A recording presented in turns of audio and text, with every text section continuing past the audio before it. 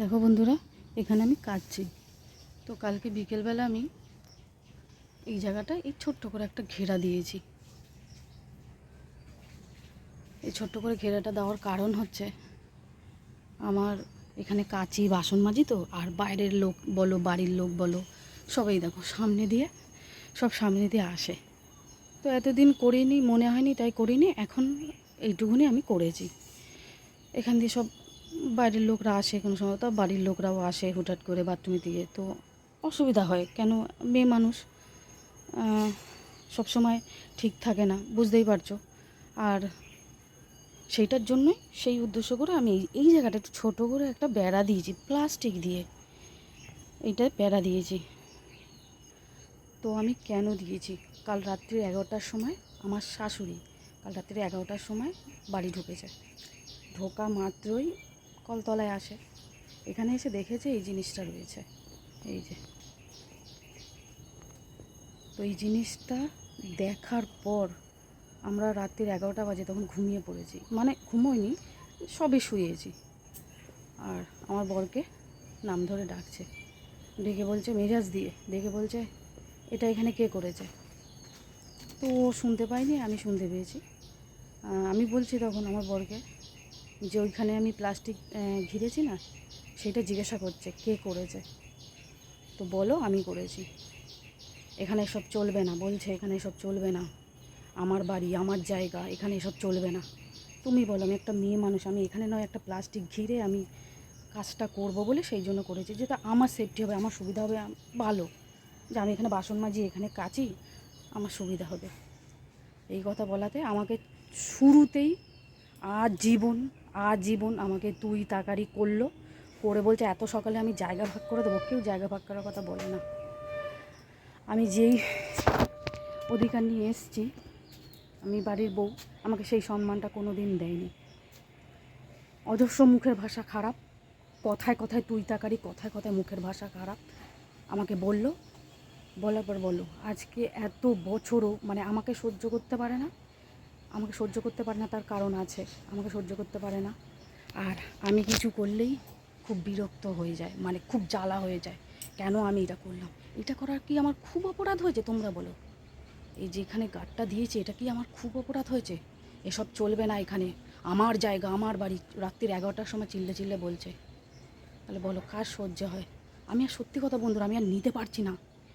আর অসভ্যতা আমি আর নিতে পারছি না। আমি ফেড আপ হয়ে গেছি। আমি ফিজিক্যালিও আমি ভালো নেই, আমি মেন্টালিও ভালো নেই। সব সময় ঘরটার মধ্যে নিজেকে বন্দি করে গেছি। ওরা থাকলে আমি বেরোই না। 10টা, 10:30, 11টার মধ্যে আমি বাইরের কাজ সেরে নিই, যাতে ওদের কাছে যেতে না হয়, ওদের পাশ দিয়ে যেতে না হয়। আমি এমন পজিশন এখন হয়ে গেছি, আমি একদম পুরো ঘরবন্দি হয়ে গেছি। দেখছি আমার সঙ্গে তত বেশি করছে, ওই আমি নিজেকে আরও গুটিয়ে নিয়েছি, বেশি তত আর ওরম করছে। সত্যি কথা বন্ধুরা, আমি আর পারছি না, মানে আমার আর ভালো লাগছে না। ঋষভের বাবাকে বলি চলো কোথাও ভাড়া চলো, আমার আর ভালো লাগছে না, আমি আর নিতে পারছি না। আমার ছেলেটাকে আমি সুস্থ মতন মানুষ করবো, আমি করতেই পারছি না, আমাকে করতে দিচ্ছে না। আমাকে সুস্থ মতন একটু সংসারটা করবো, সেটাও আমাকে করতে দিচ্ছে না। দিন রাত শুধু আমার পিছনে পড়ে রয়েছে, কীভাবে আমাকে নত করবে, কীভাবে আমাকে জব্দ করবে। আমাকে জব্দ করতে এখন পারছে না, কারণ আমি তাদের সামনে দিয়ে যাতায়াত করি না, তাদের টোন আর শুনি না বলে আমি ঘরে থাকি। বেশিরভাগ টাইম ঘরে থাকি। 2 ঘন্টা হয়তো এই কাজের টাইমটা আমি শুধু বাইরে থাকি। তো এইটুকুনি করা আমার কি খুব অপরাধ? আমার কি এইটুকুনি অধিকার নেই যে আমি এই জায়গাটা একটু ঘিরেছি যাতে আমার সুবিধা হয়, একটু কলতলায় কাজ করি, বাসন মাজি, কাচি, এইটুকুনি কি আমার অধিকার নেই? ঋষভের বাবা কিচ্ছু বলবে না, শুধু আমি একা মানে যুদ্ধ করছি। ঋষভের বাবা কিচ্ছু বলবে না যে মা অন্যায় করছে কি করছে না, কিছু তো বলবে, কিচ্ছু বলে না। আমি আর পারছি না। এ দেখো ইটগুলো পড়ে রয়েছে। আজকে আমার বিয়ে যত বছর তত বছর ইটগুলো পড়ে রয়েছে। ইটগুলো দিয়ে কিছু করতেও পারছি না। আর এখানে কোনো কিছু করার মনোবিদ্যা আমার নষ্ট হয়ে গেছে, সত্যি কথা। যেই পরিবেশে আমি নিজে সুস্থ নই, আমার ছেলেকে আমি সুস্থভাবে মানুষ করতে পারবো না, সেই পরিবেশে সেখানে আমি থাকবো না। পারছি না, আর নিতে পারছি না। আমি সত্যি আমি পুরো ফেড আপ হয়ে গেছি। কেন সত্যি কথা বলতে ওনার মতো অত গায়ের জোর নেই। খাসি খায়নি, খাসির মাথা খায়নি, জিওল মাছ খায়নি, গোয়ালের দুধ খায়নি, এত জোর তাহলে আসবে কোথা দিয়ে? এই জোরগুলো ওনার আছে। এই বয়সও নইলে দাফিয়ে বেড়ায়, চেঁচায়, চিল্লে কথা বলে। আমি পারি না, আমি আর পারছি না। যথেষ্ট, যেই ডাল ভাত খেয়ে মানুষ হয়েছি, ওই খেয়ে যেটুকুনি জোর ছিল, আমি এই বিয়ের কবছরে আমি সব শেষ করে দিয়েছি। এই বিয়ের কবছর আমি সব শেষ করে দিয়েছি। আমার আর কোনো গায়ে জোর নেই, মনেও জোর নেই, আমার সব শেষ। আমি জানি না। চলো দেখো, আমার ভিডিওটা দেখতে থাকো, আমি কি পরিস্থিতিতে আছি সেগুলো দেখো। আমি শেয়ার করছি এখন তোমাদের সাথে, যেহেতু যতটাই ওপরটা চকচক হয় ততটা কিন্তু ভিতরটা চকচকে হয় না। ভিতরটা এরকম হয়, মানুষকে দেখালে, দর্শককে দেখালে তখন দর্শকরা বোঝে যে কার পরিস্থিতি কেমন। এই যে দেখো, আমি আঙুল দিয়ে দেখাচ্ছি, শেষ মাথায় গিয়ে বাড়ি, ওনার ঘর। ওই সামনেটা পুরো দখল করে রেখে দিয়েছে, ওই সামনেটা সমস্ত কিছু। আর আমার জাস্ট ওইখান দিয়ে একটু যাতায়াত করি, আর কিচ্ছু নয়।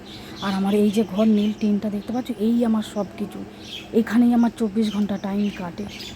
আর এই সামনেটা সারাক্ষণ ইচ্ছাকৃত সামনে, রাস্তার সামনে বসে থাকবে, কাটাকুটি করবে, সবজি কাটাকুটি করবে, নয় জিনিসপত্র রেখে দেবে, ইচ্ছা করে ওখানে মেলে রেখে দেবে। কেন? তার কারণ হচ্ছে এটা নাকি ওনার বাড়ি, এটা ওনার জায়গা। আঙুল দিয়ে, আমি তো জানি কার, তবুও আমাকে আঙুল দিয়ে এইভাবে অসভ্যতামি করে আমাকে দেখিয়ে দেয় এইটা আমার বাড়ি, এটা আমার জায়গা। কি পরিস্থিতির মধ্যে আছি আমি ধারণা করতে পারবে না। এত গায়ের জোর মানুষের হতে পারে?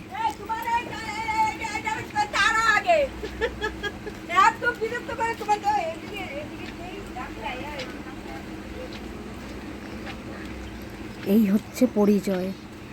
সবার সাথে এমনভাবে ব্যবহার করবে, মানে ধারণা করতে পারবে না। আমি থাকি বাড়িতে, আমি জানি 24টা ঘন্টা এত ব্যবহার বাজে। আর মস্তান, যেন বাড়িতে একটা মস্তান আছে। অ্যাটিটিউড দেখো।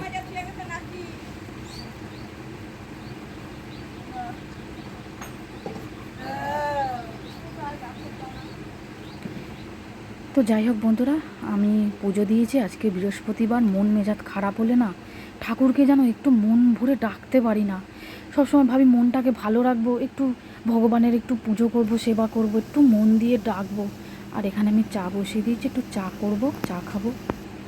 তো বন্ধুরা, এখন চা নিয়ে একটু খাবো, খেয়ে একটা দরকারে একটু বেরোবো।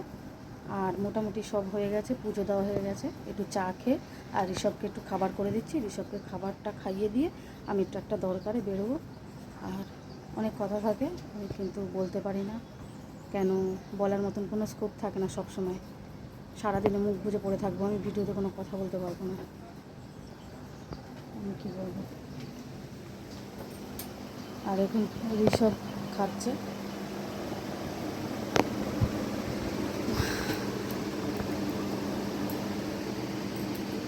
তো চাটা হয়ে গেছে, একটু চাটা খাই। আর ভিডিও করব, ভিডিও করার জোর পাই না। যে ভিডিও করলে, ভিডিও যদি ভিউজ না হয় তাহলে আর সে ভিডিও করে কী লাভ। অনেক আশা নিয়ে ভিডিও করছিলাম, জানি না আমি কী করবো, আমি নিজেও জানি না। মানে মোটামুটি আমাকে সহ্য করতে পারে না, আমাকে দেখতে পারে না। যাতে আমাকে দেখতে না পারে, যাতে আমাকে সহ্য করতে না পারে, যাতে আমাকে দেখলে তাদের কষ্ট হয়, ওই জন্য বেশিরভাগ টাইম ঘরে থাকি। যাতে আমাকে না আমাকে দেখে কষ্ট যেন না হয়, সেই জন্য আমি ঘরের ভিতরে থাকি। তারপরেও অসুবিধা। কাল রাত্রেবেলা জিজ্ঞাসা করছিল এটা কে করেছে, এটা ভালো মতো জানে। আমি ঋষভের বাবাকে বলেছিলাম, মানে তোমাদের দাদাকে আমি বলেছিলাম যে ওই জায়গাটা একটু বস্তা দিয়ে ঘিরে দেবে। তা ও বলছে দেবো। এবার ওর দেবো মানে ও আজ দেবে, কাল দেবে, দেবে কি দেবে না, দিত একটু লেট হতো। তো আমি কী করলাম, বস্তাকে তো আমি নিজেই করেছি। আমি যে থাক, আমিই করে নিই। তো ওই দুটো খুঁটি পুঁতে আর ওই প্লাস্টিক দুটো আমি বেঁধেছি। এটা বিকেলবেলা করেছি। বিকেলবেলা যেহেতু আর একবার গা ধুই, তার আগে একটুখানি থালা বাসন নিয়ে যাই আর করে নিয়েছি। তো এসে রাত্রিবেলা দেখেছে, এতেই খুব প্রবলেম হয়ে গেছে যে এটা কে করেছে। ছেলে করলে অতটা করতো না, আমি করেছি না, মানে আমি কিছু করি ওটা সহ্যই হয় না, আমি কিছু করি মানে ওটা দেখতেই পারি না। আর অন্যরা যা যা পারে করুক, কিচ্ছু বলবে না, আমাকে সহ্য করতে পারে না, ওকে দেখতে পারে না, ওই জন্য আমার কোনো কাজ সহ্য করতে পারে না। ওরা সহ্য করতে পারবে না বলেই আমি পুরোপুরি নিজে এক সাইড হয়েছি, নিজে নিয়েছি। আর সেটাই আমার সবথেকে বোকামি, নিজেকে যে ঘরের মধ্যে রেখে দিয়েছি সেটাই হচ্ছে আমার সবথেকে বোকামি, সবথেকে সুযোগ পেয়ে গেছে। বাড়ি আমার না, আশেপাশে কার সাথে আমি কথা বলতে পারি না, শুধু ঘরে আমি একা থাকি, এই ফোন নিয়ে এই ব্লগ করি। আর এই সারাদিন আমার ফোন হচ্ছে আমার সঙ্গী, সত্যি যেটা, এই ফোন হচ্ছে আমার সঙ্গী, সারা দিনের সঙ্গী। যখন নেট শেষ হয়ে যায় না, তখন ভাবি কী করব, চুপচাপ শুয়ে থাকি ঘরে, এসব করতে যায় না, খেলে বাইরে যাই করে, আমার কাজ হয়ে গেলে চুপচাপ ঘরের মধ্যে শুয়ে পড়ে চুপচাপ থাকি। ভাবি, অনেক ভাবনা চিন্তা আসে, চুপচাপ থাকলে অনেক ভাবনা চিন্তা আসে, কী করব কী করে। একটা ইচ্ছা আছে জায়গা কিনবো, যে যদি কোনোদিন ভবিষ্যতে পারি একটা জায়গা কিনতে হবে, এখান থেকে আমাকে বেরোতেই হবে, আমাকে এখানে বার করেই ছাড়বে, এখান থেকে আমাকে বেরোতেই হবে।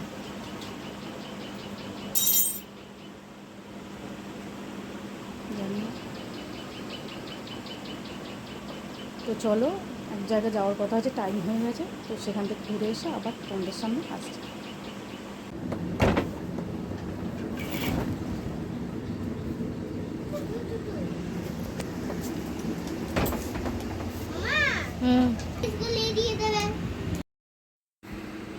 আর এদিকেটা কি ট্যাংরা বললো মাছ এনেছে, আর ওইটা করব, একটু মাংসের মতন নাকি রান্না করে, আর একটু মোচা করব। মোচাটা দুদিন ধরে রয়েছে, দুটো মোচা ছিল, একটা মোচা খেয়ে নিয়েছি, আর একটা মোচা আছে, এটা আজকে করলে পরে মোটামুটি আমার ঝুড়ি ফাঁকা। আর এটা কী ট্যাংরা একটা বললো, আর ট্যাংরা কিন্তু নয়, আর একটা কী মাছ বললো, আমার অত সত্যি কথা মনে থাকে না। আর তাই করছি, একটু মাংসের মতন কষা কষা করে এই মাছটা, খেতে খারাপ না, টেস্টি। আর ঠান্ডা, এত গরম পড়েছে, তো ভাবলাম একটা ঠান্ডা আনতে যাই, তো ঠান্ডা আনতে যাচ্ছি।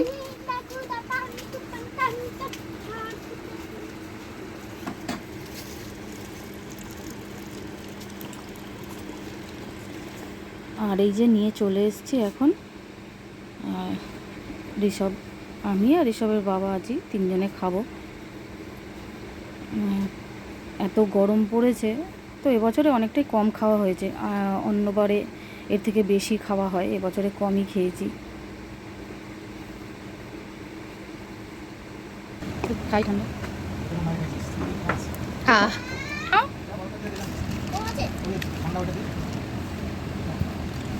আর আঙুলটা কেটে গেছে আমার, বুড়ো আঙুলের মাথাটা কেটে গেল, এত অসুবিধা হয় রান্না করতে, কাজ করতে, বাসন টাসন কাচতে খুব অসুবিধা হয়ে যায়। তো একটা ব্যান্ডেড ছিল, ব্যান্ডেড দিয়ে দিয়েছি। আর এদিকে মাংসের মতন দেখো, একটু বেশ ভালোই হয়েছে, সুন্দর হয়েছে, কালারটা বেশ দেখলাম ভালোই এসছে। কাঁচা লঙ্কা দিয়েছি, আর একটু গুঁড়ো লঙ্কা, শুকনো যে গুঁড়ো লঙ্কা ওই দিয়ে, আর একটু গরম মশলা ধনেপাতা দিয়ে নামিয়ে নিচ্ছি। আমার মাছটা কমপ্লিট, মোটামুটি রান্না আমার কমপ্লিট হয়ে গেছে। আর ওদিকে এই যে দেখো, কালারটা বেশ সুন্দর এসছে, বেশ ভালো লাগছে। আর দুপুর অনেকটাই হয়েছে, চলো এবার একটু ভাত খেয়ে নিই। আর এখন ভাত বেড়ে নেব, একটু মোচার তরকারি, ভাত আর এই মাছটা, তো একটু সুন্দর করে বেড়ে নিই। চলো, দুপুরটা কিছু তো খেতে হবে, আর মন খারাপ থাকুক আর ভালো থাকুক, পেটে খিদে পেলে তো খেতেই হবে। আর এটা বেড়ে নিচ্ছি ঋষভের বাবার জন্য। আর ঋষভকে আজকে একটু খাওয়াতে অসুবিধা হবে, যেহেতু বুড়ো আঙুলের মাথার তো কেটে গেলে খুব অসুবিধা হয়ে যায়, আমি ওকে একদম খাওয়াতে পারি না, ভাত মাখতে পারি না, নিজে তো মানে বিধি খিচ্ছিরিভাবে আজকে খেয়েছি, তোমাদের দেখাইনি আমি, মানে 4টে আঙুল দিয়ে আমাকে আজকে খেতে হয়েছে, 4টে আঙুল দিয়ে খেয়েছি। আর ঋষভকে বললাম আজকে বাবু আজকে একা একটু খা, তো ওকে দিলাম, ও ফেলে চুরে খায়, তো আমার দেখে মনে হয় যে নষ্ট করছে বা ওর পেট ভরেনি, আর নিজে যদি খাইয়ে দিই তাহলে মনটা একটু শান্তি হয় যে না, ওর একটু পেট ভরেছে। কিন্তু কি করব বলো, বুড়ো আঙুলটা কেটে গেল, তাও ঋষভের বাবা মেখে আবার দলা করেও দিয়েছে, তো খেয়েছে। তো আমাকেও বলছিল মেখে মানে মেখে দেওয়ার কথা। তো যাই হোক, আমি নিজেই খেয়েছি। নিজের কাজ নিজে করতে পারলে যতই কষ্ট হোক মনে হয় যে না, নিজেই তো করেছি। তো এটা ঋষভের বাবাকে দিয়ে দিচ্ছি। ঋষভের বাবা মোচা দিয়ে খাচ্ছে। আর এই মাছটা দিয়ে দেবো, 2 টুকরো দিয়েছি, একটু আলু ঝোল দিয়ে আমাদের মোটামুটি দুবেলা হয়ে যায়। আর এই যে আমি ভাত নিয়েছি, এবারে এই কেমন করে খাবো। আয়, আর ডাকছি, এই যে বসে আছে, আয় বস, তোমার ভাত দেবো।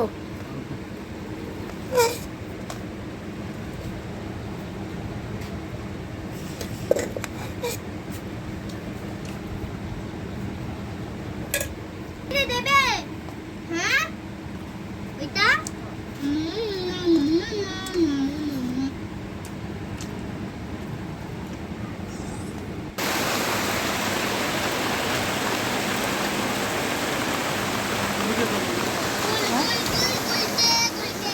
খাওয়া দাওয়ার পর দেখছি খুব জোরেই বৃষ্টি হচ্ছে। তো একটু বৃষ্টির আনন্দ নিচ্ছি। বৃষ্টি হলে বেশ আমার ভালোই লাগে, মনটা খারাপ থাকলেও একটু ভালো হয়ে যায়।